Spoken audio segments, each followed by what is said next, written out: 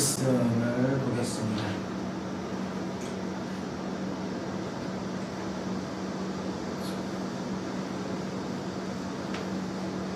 자, 요한계시록 2장 1절에서 7절까지 우리 같이 한번 합독하시겠습니다. 2장 1절에서 7절까지입니다. 자, 같이 합독합니다.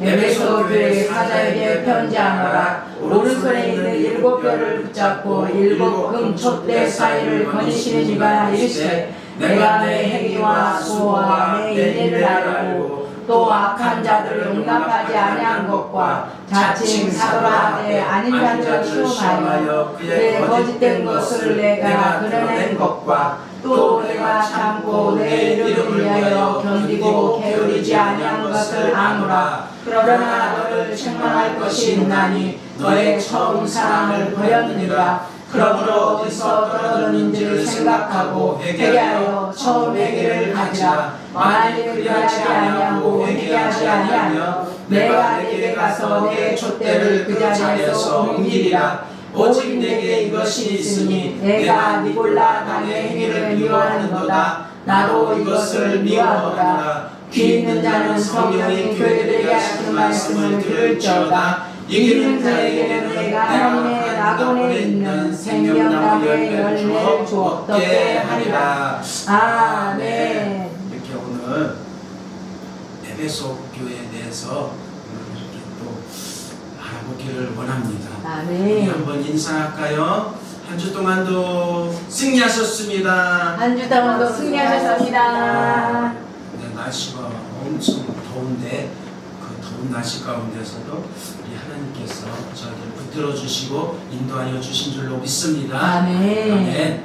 오늘 하나님의 말씀 제목은요, 처음 사랑을 회복하라라는 말씀으로 함께 은혜 나누기를 원합니다. 아멘. 이렇게 그 요한계시록을 이렇게 공부하면서 또 이렇게 여러 가지 자료를 찾으면서 이렇게 말씀을 준비하는데 참 어려운 게 많더라고요.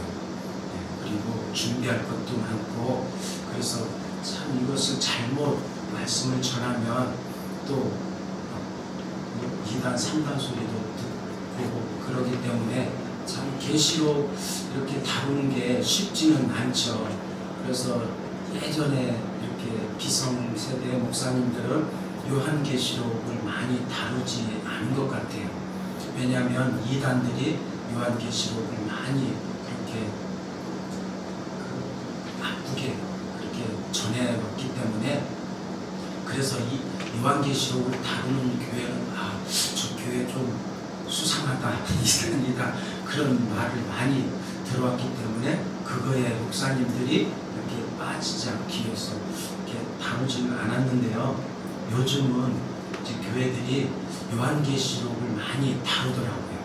그래서 왜냐하면 성도들을 이렇게 앞으로 장차 오실 주님을 알려야 되고, 아멘. 또 경각심을 일으켜야 되고, 또 이렇게 지금까지 신앙생활 했던 것에 비해서 이제 다시 한번 우리가 회복하는 차원에서 또 이렇게 요한계시록을 그렇게 요즘 목사님들이 이렇게 설교하는 것을 또 많이 보게 됩니다.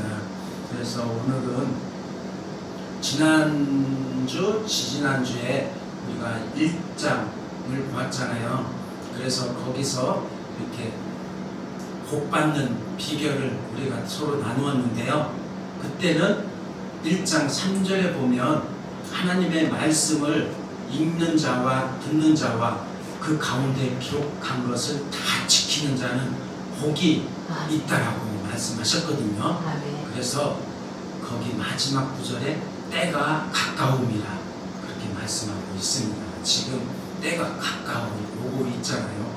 우리는 이 자연 계시를 통해서 우리가 그것을 알고 있지요. 그래서 지금 막 자연의 계시가 하나님이 막 아지가 이렇다라고 엄청 경고를 하고 있는 것 같아요. 그래서 오늘은 처음 사랑을 회복하라는 제목으로 우리 함께 은혜 나누기를 원합니다. 많은 그리스도인들은 처음 사랑을 회복하기 위해서 그렇게 집회도 참석하고 부흥회도 참석하여서 은혜도 받고 또한 응답도 받고 또 다방면으로 그렇게 많은 방법들을 취하기도 합니다. 이렇듯이 더운 여름에 무기력해지지 않기 위해서 그렇게 금식도 하고 또 집회도 참석한 것이죠. 그래서 우리의 사랑을 늘 믿음을 이렇게 유지해가고 또 주님의 사랑을 늘 이렇게 공급받는 것이죠. 그래서 교회적으로도 또 마찬가지로 성도들을 깨우기 위해서 여러 가지 프로그램을 도입하고 시행을 해 보기도 합니다. 그러나 그 어떤 것보다도 중요한 것은 말씀과 기도인 줄로 믿습니다. 말씀과 기도하는 교회 그리고 기도하는 성도는 주님과의 사랑을 계속 유지해 갈 수 있다는 것입니다. 그런데 오늘 본문에는 에베소 교회의 처음 사랑을 회복하라고 주님의 명령이 떨어진 것입니다. 1절 한번 보실까요? 에베소 교회 사자에게 편지하라. 오른손에 있는 7별을 붙잡고 7 금촛대 사이를 거니십니까 이르시되. 그래서 에베소 교회는 어디에 있는지 우리 한번 지도를 통해서 한번 우리 보실까요? 자,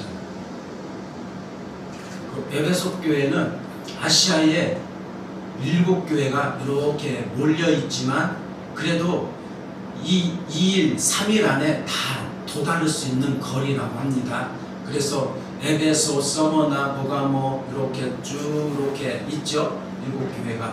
그리고 거기서 에베소 교회에서 조금 떨어진 데가 반모섬.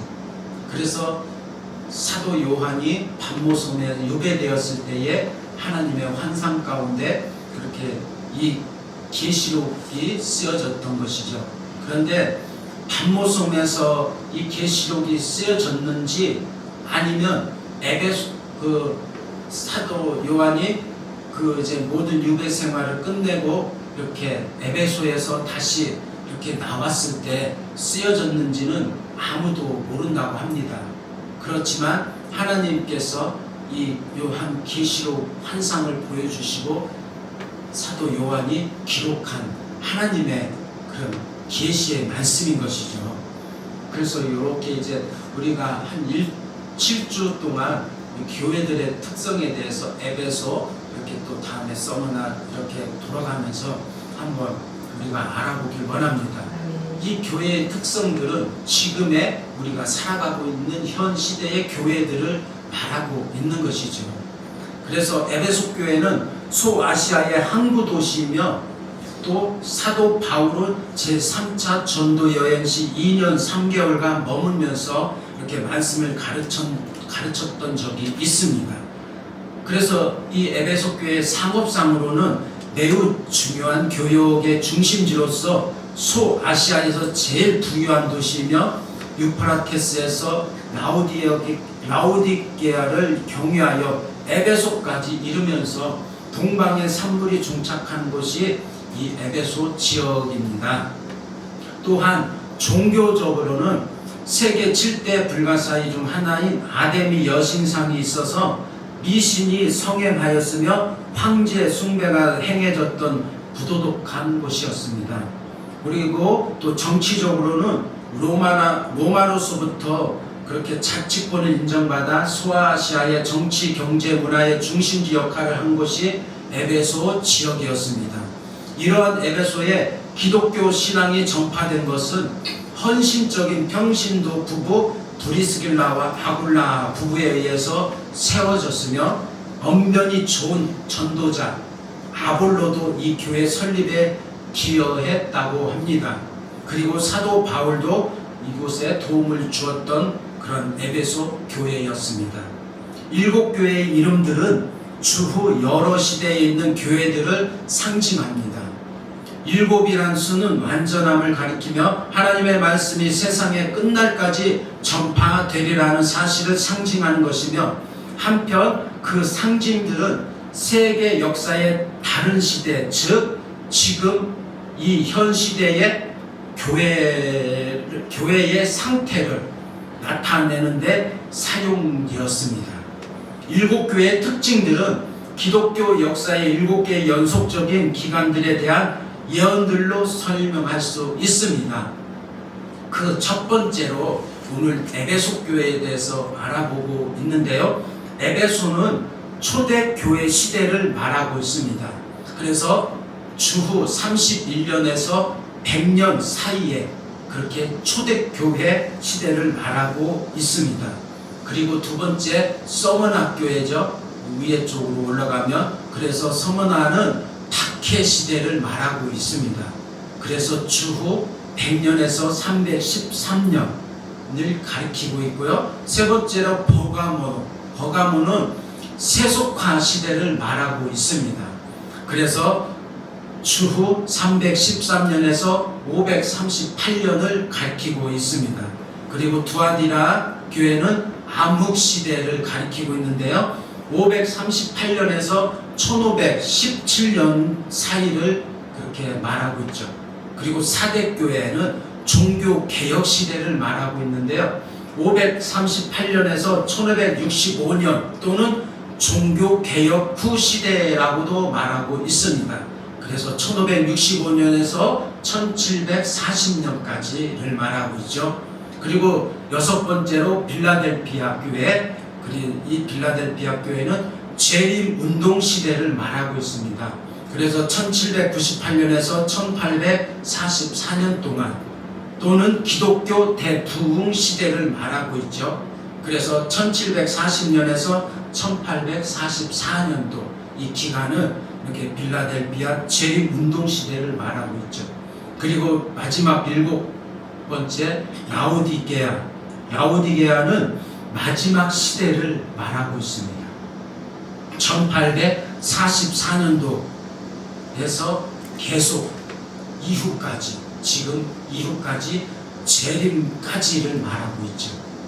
그래서 이렇게 라오디게아까지 이제 우리가 살펴볼 것인데요. 그래서 오늘은 에베소 교회 초기 교회 시대를 이제 다루고 있습니다. 초기 교회 시대에는 오순절 성령이 임하였던 그런 시대였습니다. 성도들 간의 교제와 사랑이 충만하였고 교인 수는 기하급수적으로 증가하였으며 초기 시대의 순결성과 첫사랑의 열정과 헌신이 있었던 그런 시대였습니다.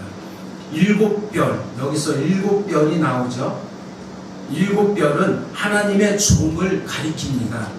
7별은 7교회의 사자요, 그렇게 말하고 있죠. 계시록 1장 20절에 말씀하고 있습니다.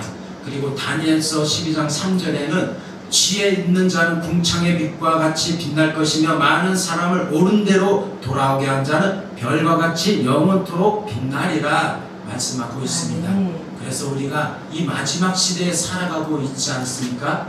그래서 우리는 많은 영혼들을 옳은 대로 인도할 때 우리가 별과 같이 빛나는 그 생명의 면류관을 우리 주님께 받을 줄로 믿습니다. 아멘. 1절 후반부에 보면 7 금초대 사이를 거니시는 이라고 나오죠. 그래서 이 말씀은 지도자들을 강한 손으로 붙드시고 보호하시고 돌보시고 인도하시고 계시는 예수 그리스도의 모습을 보여주고 있는 것입니다. 이 상징은 영원하신 우리 그리스도의 모습을 나타내는 것입니다. 그리스도는 7 금초대 사이를 거니시는 분으로서 이 교회에서 저 교회로, 이 회중에게서 저 회중에게로, 이 마음속에서 저 마음속으로 다니신다는 말씀입니다. 그래서 우리는 이 신약시대에 예수님께서 그 돌아가시고 부활하시고 지금 보좌 우편에 계시잖아요. 그 이후로 우리는 다 제사장이잖아요.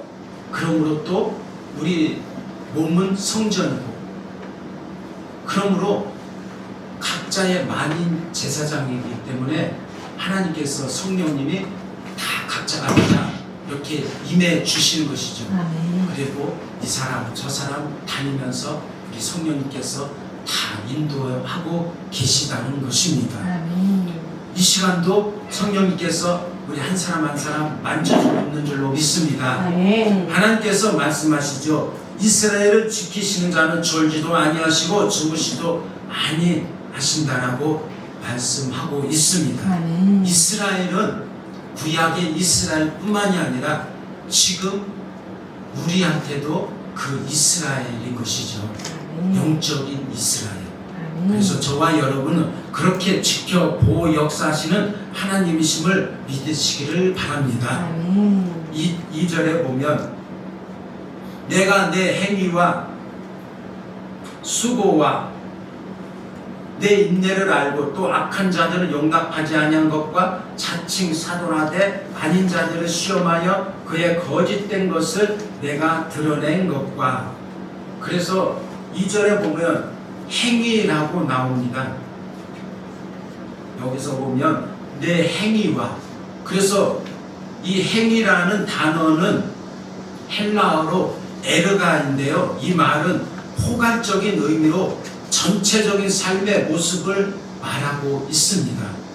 그리고 수고는 헬라어로 코푼인데 단순한 노력의 차원이 아니라 고통스러운 노동을 동반한 최선의 삶을 가리키고 있는 말입니다. 그리고 여기서 이제는 인내가 나오는데요. 이 인내는 어떤 어려움도 개의치 않고 적극적으로 극복해 나가는 확고한 부동함을 나타내는 말입니다.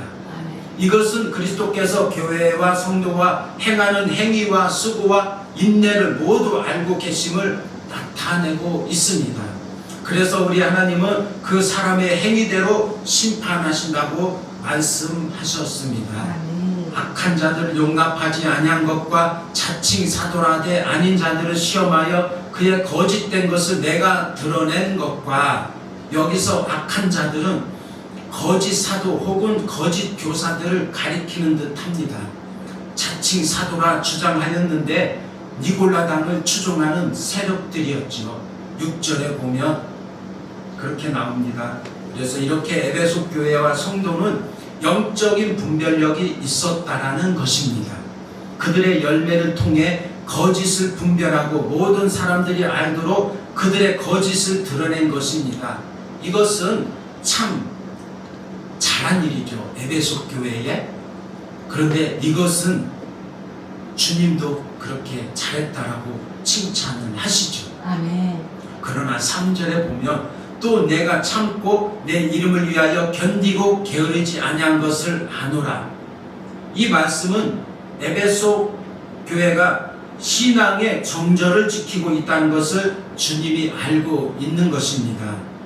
당시 교회는 황제 숭배 강요 때문에 심한 박해 가운데 있었고 그리스도의 성육신을 부인하는 이단들의 내적으로 도전들이 많았으나 에베소 교회는 그리스도의 이름을 붙잡고 복음에 확고히 서서 흔들리지 않고 자신들의 신앙을 굳게 지켜나간 것을 주님은 내 이름을 위하여 견디고 게으르지 아니한 것을 안다라고 주님은 말씀하고 있습니다. 그러나 주님이 책망할 것이 있다라고 말씀하고 있습니다. 그것이 무엇인가요? 4절에 보면 그러나 너를 책망할 것이 있나니 너의 처음 사랑을 버렸느니라 라고 말씀하고 있습니다. 에베소 교회에 대한 주님의 책망이죠. 여기서 처음 사랑은 구체적으로 무엇을 말하고 있는지는 나와 있지 않지만 대략 두 가지로 엿볼 수가 있습니다. 그 첫 번째가 에베소 교인들이 가졌던 기독교적인 사랑, 즉 형제에 대한 사랑을 의미합니다. 또 두 번째로는 처음 그리스도를 영접하면서 가졌던 그리스도나 하나님에 대한 첫 사랑을 의미하기도 합니다. 우리도 첫사랑이 다 있죠. 아멘. 네. 에베소 교인들은 자신들의 교회에 있던 거짓 사도들을 분별하느라 형제를 의심하고 엄격하게 구별함으로 형제에 대한 사랑이 식어진 것입니다. 말세는 이런 일이 있을 것이라고 말씀하셨죠. 형제, 부모, 자식 간의 사랑이 식어질 것이라고. 그런데 우리가 한번 경험하지 않았습니까? 우리 다 경험했잖아요. 코로나 때 서로 막 신고하기도 하고 또 서로 코로나 걸렸니 안 걸렸니 의심하기도 하지 않았습니까? 그러므로 형제에 대한 사랑은 하나님의 사랑과 불가분의 관계에 있다라는 것입니다. 마가복음 12장 29절에서 31절 한번 우리 함께 봉독해 보겠습니다. 29절에서 31절까지 한번 봉독합니다. 네, 화면이 잘 안 나오네. 지금 화면이 안 나오고 계속 말씀만 내가 키웠네. 네, 자, 29절 같이 합독합니다. 예수께서 대답하시되 첫째는 이것이니 이스라엘아 들으라. 주고 우리 하나님은 유일한 주시라. 내 마음을 다하고 목숨을 다하고 뜻을 다하여 힘을 다하여 주 너의 하나님을 사랑하라 하신 것이요. 둘째는 이것이니 내 이웃을 내 자신과 같이 사랑하라 하신 것이라. 이보다 더 큰 계명이 없느니라. 아멘. 그래서 우리 주님께서 새로운 계명을 주셨죠. 첫째는 하나님을 사랑하고 두 번째는 내 이웃을 사랑하는 것.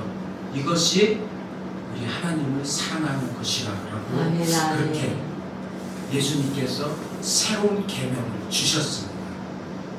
그래서 에베소 교인들은 이제 이 모든 사랑을 버렸다라고 이렇게 하나님께서 책망한 것입니다. 에베소 교회가 교리적으로 이단을 배척하고 열심은 있었으나 생명 없는 형식주의로 전락하여 사랑을 상실했음을 단호하게 우리 하나님은 책망하고 있는 것이죠. 이것을 회복하기 위해서는 세 가지나 필요한데요. 2장 5절에 보면은 그러므로 어디서 떨어졌는지를 생각하고 회개하여 처음 행위를 가지라. 만일 그리하지 아니하고 회개하지 아니하면 내가 내게 가서 내 촛대를 그 자리에서 옮기리라. 여기서 첫 번째는 어디서 떨어졌는지를 생각하라는 것입니다. 이것은 죄의 원인을 깊이 생각하되 과거와 현재의 차이를 생각하라는 명령입니다. 계속하여 생각하고 회상하라는 의미죠.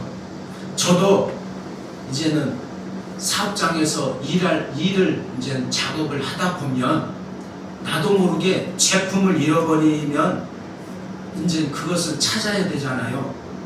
그런데 찾다가도 막 안 나와. 주위를 다 뒤져보고 해도 그 제품이 안 나오면 그때는 이제는 어디서 잃어버렸는지 이제 생각을 하게 되죠.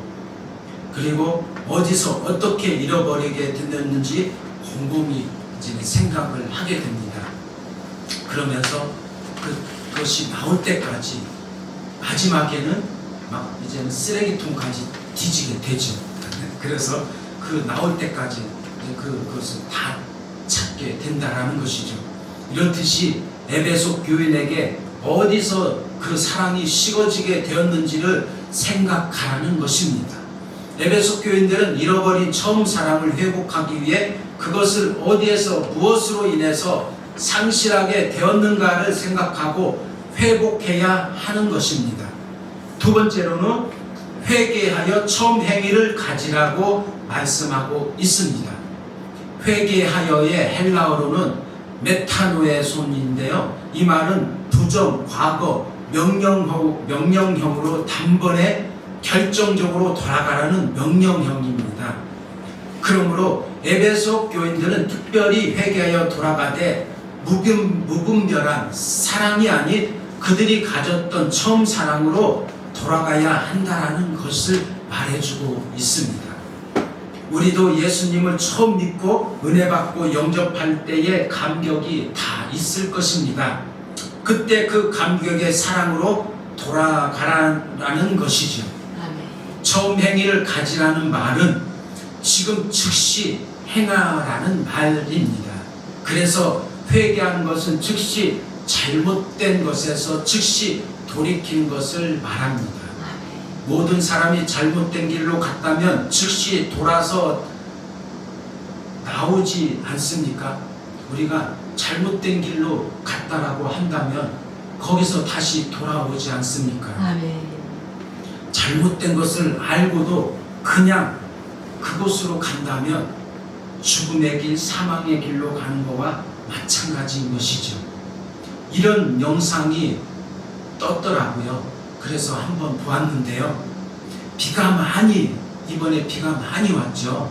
그래서 비가 많이 와서 이제는 그 다리가 이제 중간에 많이 가라앉았더라고요. 그래서 이제 유실되기 직전이었죠. 그런데 그 가운데 저 멀리에서 차가 한 대 진입하는 것을 보고 반대쪽에서 한 시민이 이제 반대편 차 오는 것을 보고 그 사람한테 이제 손짓으로 오지 말라라고 막 간절하게 손짓하는 것을 보았습니다.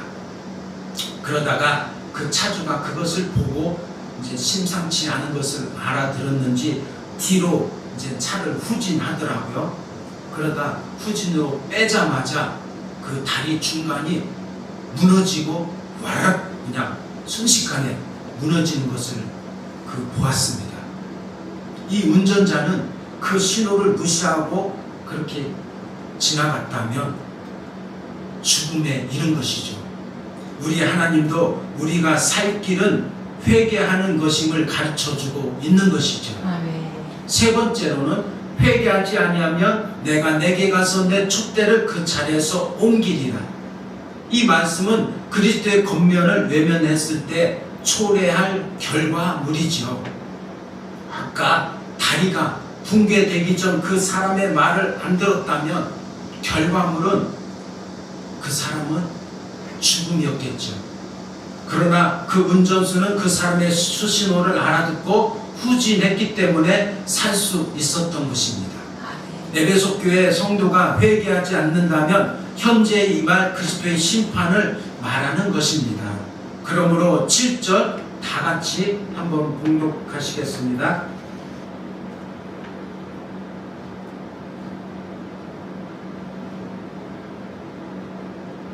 7절 다 같이 한번 봉독하시겠습니다.